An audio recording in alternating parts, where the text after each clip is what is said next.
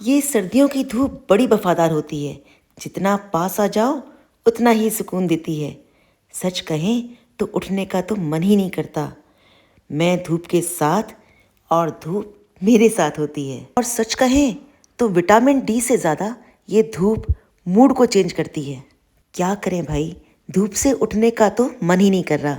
पर संक्रांति है, जैसे तिल और गुड़ मुझे बुला रहे हैं। और सबसे पहले एक चाय ही है जो धूप का तोड़ बनेगी और मुझे रिचार्ज करेगी।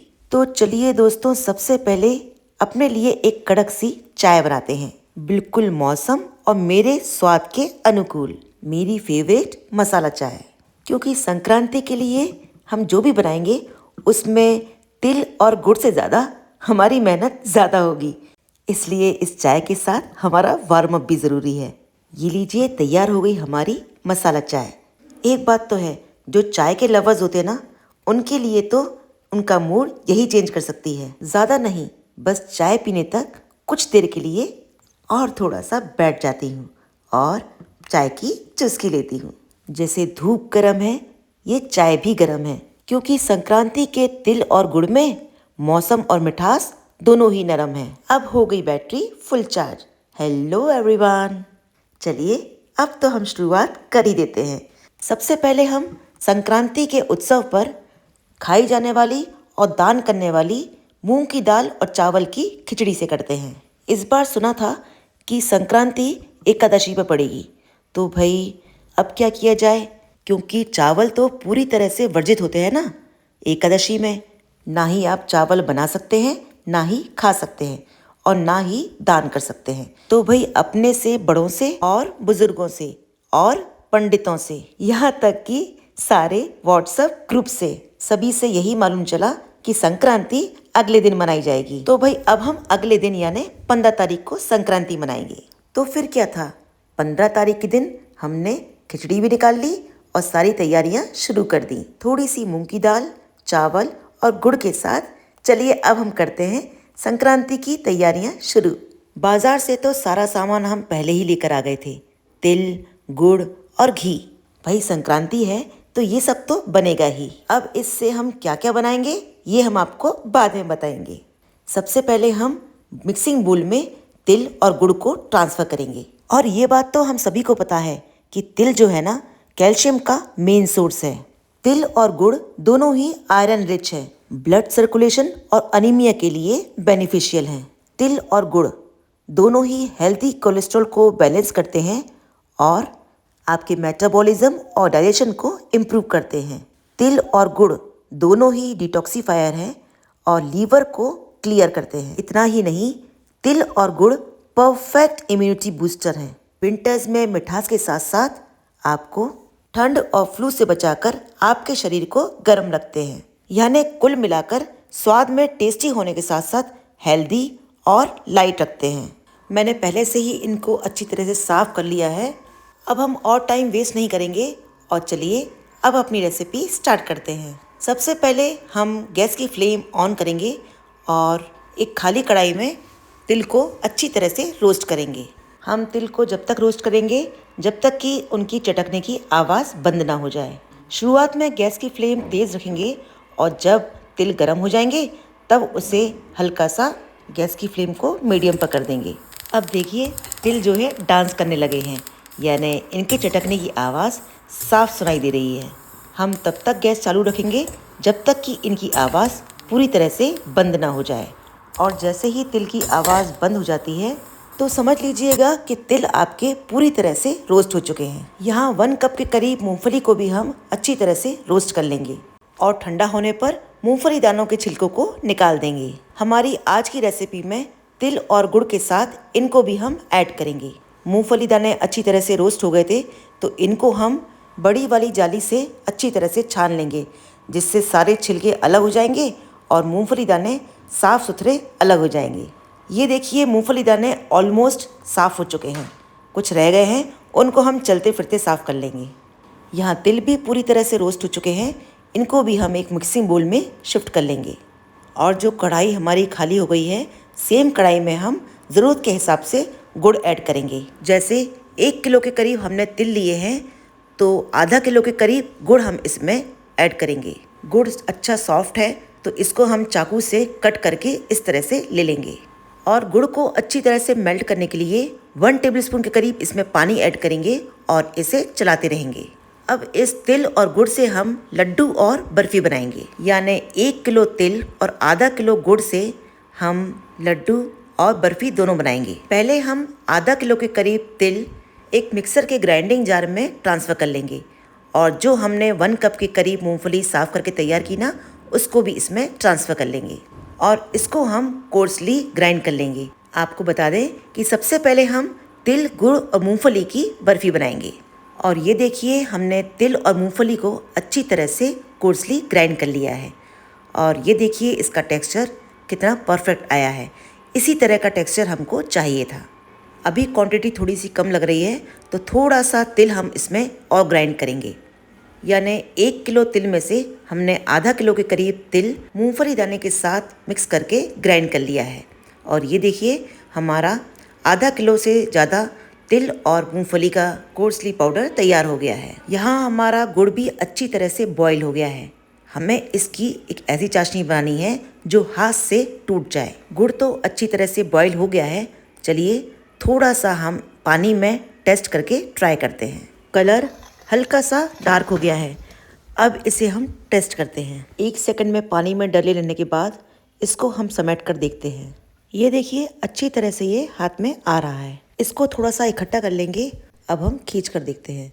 थोड़ा सा खिंच रहा है। थोड़ा सा तोड़ कर भी देखते हैं। यह पूरी तरह से जम गया है और एक प्रॉपर शेप बना रहा है। अब गैस की फ्लेम ऑफ कर देंगे और कुछ देर कढ़ाई में इसी तरह से पड़े रहने देंगे। यहाँ आधा किलो के करीब मावा हमने लिया है। इसे भी हम एक कढ़ाई या पैन में डाल देंगे और सॉफ्ट होने तक अच्छी तरह से भून लेंगे। हम मावा और तिल और मूंगफली को मिक्स करके इसकी बर्फ़ी बनाएंगे जो खाने में बहुत ही टेस्टी और क्रीमी लगेगी। तो भाई आइटम तो दिमाग में बहुत सारे हैं, पर जितने बन जाए उतना ही काफ़ी है। अब जब मूड बन ही गया है तो 2-3 चीज़ें एक साथ बना लेते हैं। फाइनली गुड़ की चाशनी भी पूरी तरह से टेस्ट हो चुकी है। इसे डालकर हम फिर से इकट्ठा करेंगे और ये देखिए ये अच्छी तरह से बन गई है, यानी कि अब हम आगे बना सकते हैं। इसको हमने चला के छोड़ दिया है और अब हम मावे को भी चलाते हुए अच्छी तरह से मिक्स कर लेंगे। ये देखिए मावा पूरी तरह से सॉफ्ट हो गया है और पैन को छोड़ने लगा है और घी भी काफ़ी रिलीज़ होने लगा है। इससे पहले मावे का घी बन जाए, इसमें हम जो हमने गुड़ की चाशनी तैयार की थी ना, उसको इसमें डाल देंगे। हम मिठास के अकॉर्डिंग थोड़ी कम चाशनी लेंगे, यानी हमारी 1 किलो के करीब चाशनी थी तो आधा किलो के करीब हमने मावे में मिक्स कर दी है और सभी को अच्छी तरह से मिक्स कर लेंगे। चाशनी को देखो हमने मावे में मिक्स कर लिया है और कितना क्रीमी टेक्सचर तैयार हो गया है। अब इस स्टेज पर जो हमने तिल और मूंगफली का ग्राइंडर में कोर्सली पाउडर तैयार किया था ना, उसको भी इसमें ऐड कर देंगे। ये देखिए तिल और गुड़ से बना हुआ पाउडर 1 किलो के करीब है। इस चक्कर में मैं ध्यान देना भूल ही गई कि हमारा पैन काफ़ी छोटा पड़ गया, प्रॉपरली चलाते भी नहीं बन रहा है। इसे एक बड़े से पैन में हम शिफ्ट कर देंगे ताकि अच्छी तरह से हम इसको चलाकर मिक्स कर सकें। छोटा पैन मावा को भूनने के लिए लिया था और जल्दी में याद भी नहीं रहा और उसी में सब कुछ मिक्स कर दिया। चलिए कोई ना, अब इसमें हमने अच्छी तरह से मिक्स कर लिया है। अब 1 टेबलस्पून के करीब घी इसमें हम ऐड करेंगे ताकि अच्छा क्रीमी टेक्सचर आए और खाने में और भी ज़्यादा टेस्टी लगे। गुड़, घी, मावा, तिल और मूंगफली से बनी हुई ये बर्फ़ी बहुत ही ज़्यादा टेस्टी लगती है।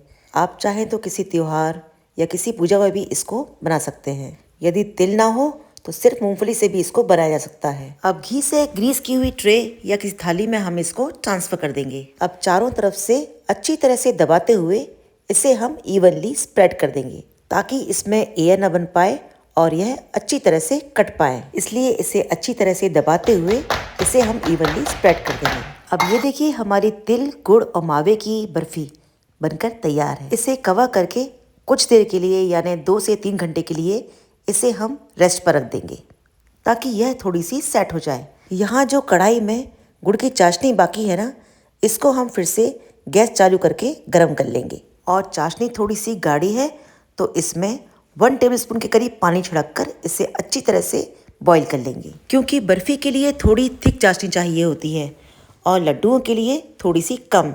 आधा किलो के करीब साबुत तिल हमने इस बोल में अलग से रख लिया और आधा किलो के करीब तिल को हमने मिक्सर जार में ग्राइंडर में ग्राइंड कर लिया।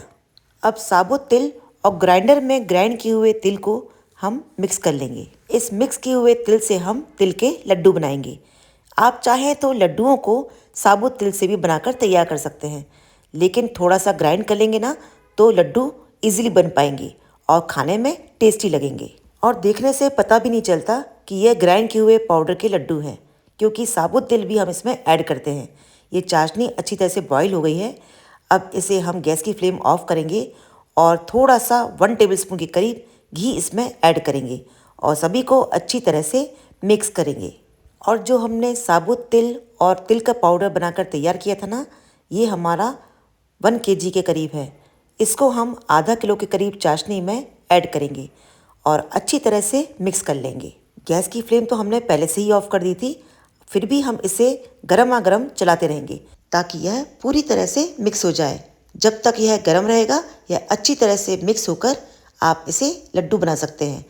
और यदि यह ठंडा हो जाएगा तो इसके लड्डू बनाने में थोड़ी सी मुश्किल होगी। तो कोशिश यही करें कि जब तक इसमें गर्माहट रहे इसके लड्डू फटाफट बन जाए। तो चलिए, यह मिक्स तो पूरी तरह से हो चुका है। फटाफट अब अपने हाथों को हल्का सा ग्रीस करते हुए इसके हम लड्डू बनाएंगे। जिस भी साइज़ के लड्डू आपको बनाना हो उस साइज़ के पेड़े हाथ में लेकर उसको एक शेप दे दें। और ये देखिए तैयार है हमारे तिल के लड्डू। ये देखिए इस तरह से ये हमने हाथ में लिया, इस तरह से घुमाया और तैयार है सिर्फ तिल और गुड़ के लड्डू। पहले बनाने में थोड़ी सी मुश्किल होती थी, लेकिन जैसे तैसे बनाते गए और परफेक्ट होते गए। थोड़े लॉजिक समझते गए और थोड़े प्रैक्टिस में आ गए। और आपके इंटरेस्ट का भी इसमें बहुत बड़ा रोल है। यदि करने की कुछ चाह हो तो कोई भी चीज़ इम्पॉसिबल नहीं। अब आपको तोड़कर भी दिखाती हूँ। ये देखिए कितने सॉफ्ट बने हैं। संक्रांति के लिए तिल और गुड़ के लड्डू एक बार आप भी ज़रूर ट्राई कीजिए। अब चलिए हम बर्फ़ी को भी चेक कर लेते हैं।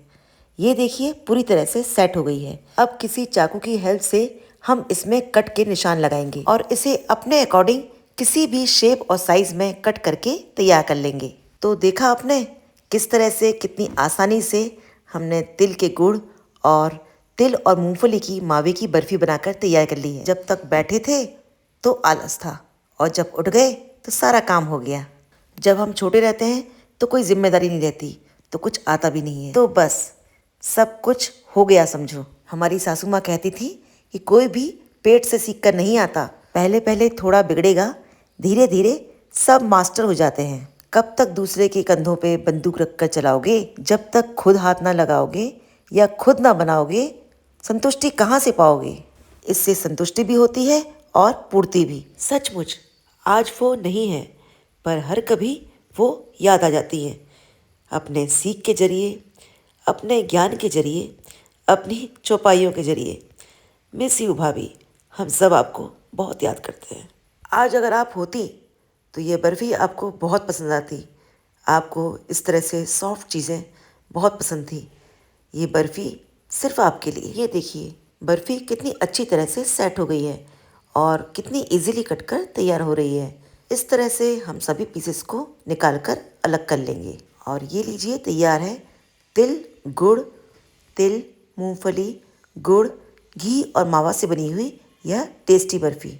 इतनी सॉफ्ट कि सबको बहुत पसंद आएगी। तो देखिए कितनी आसानी से हमने तिल गुड़ और मावे की यह बर्फ़ी बनाकर तैयार की है। आप भी इस संक्रांति पर या किसी भी त्योहार या व्रत में इस तरह से तिल गुड़ मावे की बर्फ़ी बनाकर तैयार कर सकते हैं। और संक्रांति के इस शुभ अवसर पर लड्डू भी बनकर तैयार हैं। अब भाई हमारी तैयारी तो पूरी तरह से हो चुकी है। संक्रांति आज हो या कल, हमने अपनी तैयारी पूरी तरह से कर ली है। आई होप आपको यह रेसिपी बहुत ही ज़्यादा पसंद आएगी और आप इसे ट्राई भी करेंगे। एक बात तो है, संक्रांति सिर्फ त्योहार नहीं, तिल गुड़ और लड्डू भी नहीं, स्वाद और सेहत का संगम भी है। संक्रांति और इस नए साल की आप सभी को बहुत बहुत शुभकामनाएं। Have a nice day, bye bye.